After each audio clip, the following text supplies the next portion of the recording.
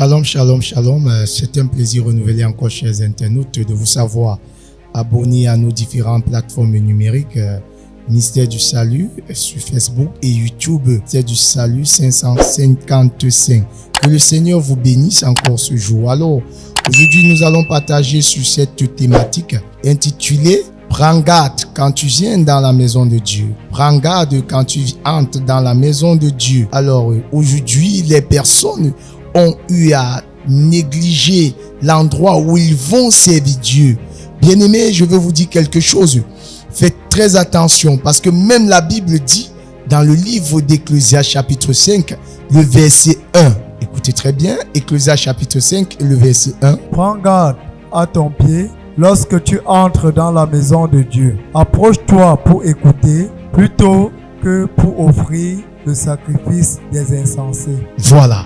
Prends garde lorsque tu entres dans la maison de Dieu. Approche-toi pour écouter, non pas pour offrir des sacrifices des insensés. Vous savez, il y a de ces personnes qui viennent à l'église par coutume. C'est-à-dire, elles ne viennent pas pour recevoir avec un esprit d'acquisition.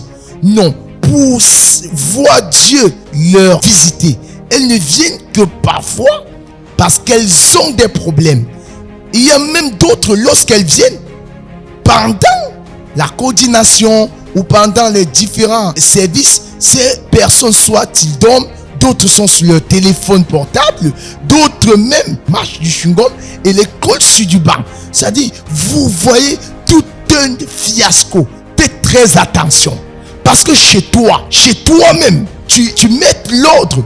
Mais quand tu viens dans la présence de Dieu, il doit avoir 2 fois, 5 fois l'ordre qui règne chez toi. On ne vient pas dans la maison de Dieu pour blaguer. Il y a de ces choses qu'on ne doit pas voir lorsqu'on est enfant de Dieu, lorsqu'on entre dans la présence de Dieu.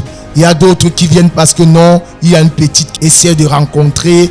D'autres ont plusieurs objectifs. Lorsque ils viennent dans la maison de Dieu, ce n'est pas pour écouter. Chez d'autres, peut-être le parent a dit non, tu ne sors pas, on ne sort pas le dimanche, et trouve leur moyen de rendez-vous avec le gars à l'église. Quel gâchis, quelle honte.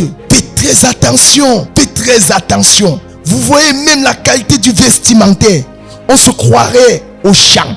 Il y a tout un désordre. Alors que la Bible dit, prends garde. Non, tu ne peux pas pendant la semaine bien te vêtir quand tu vas au boulot. Mais quand tu viens rencontrer le roi des rois, celui qui t'a donné la vie, le mouvement, l'être, la santé que tu as eue pendant toute la semaine. Mais quand tu y entres, c'est pour toi un moment de repos. C'est pour dormir.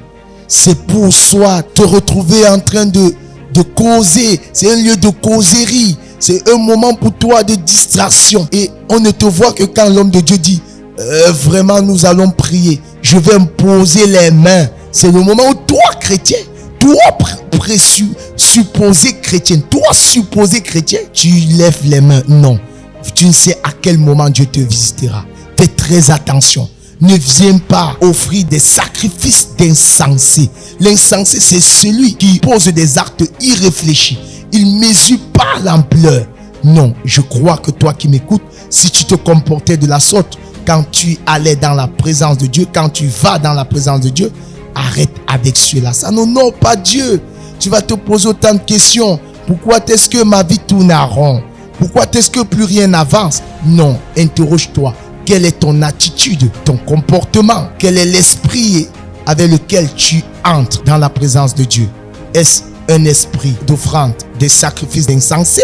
Pose-toi de très bonnes questions. Alors, Dieu te parle, toi qui m'écoutes, toi qui me regardes. Dieu s'adresse peut-être à toi. Dieu s'adresse peut-être à toi. Et qui sait? La Bible a dit, si vous entendez ma voix, n'endurcissez pas vos cœurs. Non, ce n'est pas un lieu de rencontre amoureux.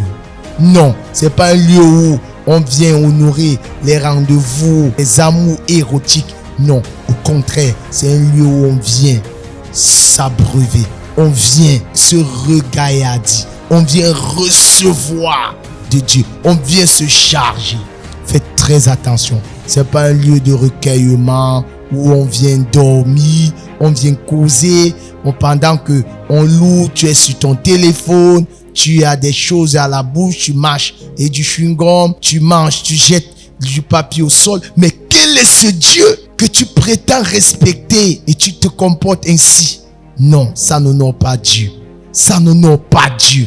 Soyons disciplinés. Si nous sommes disciples de Christ, nous sommes appelés à être disciplinés. Car notre Dieu est un Dieu d'ordre. Dans le royaume de Dieu, c'est l'ordre qui règne. Son trône est un trône hiérarchisé. Son trône est un trône de règne et d'ordre. Alors, si tu as été béni, partage et veille à changer. Et là, Dieu te bénira. Peut-être, c'est la cause majeure du non-exaucement à tes prières. Alors, sois béni. Que le Seigneur vous comble. On se reprend la prochaine fois. Shalom.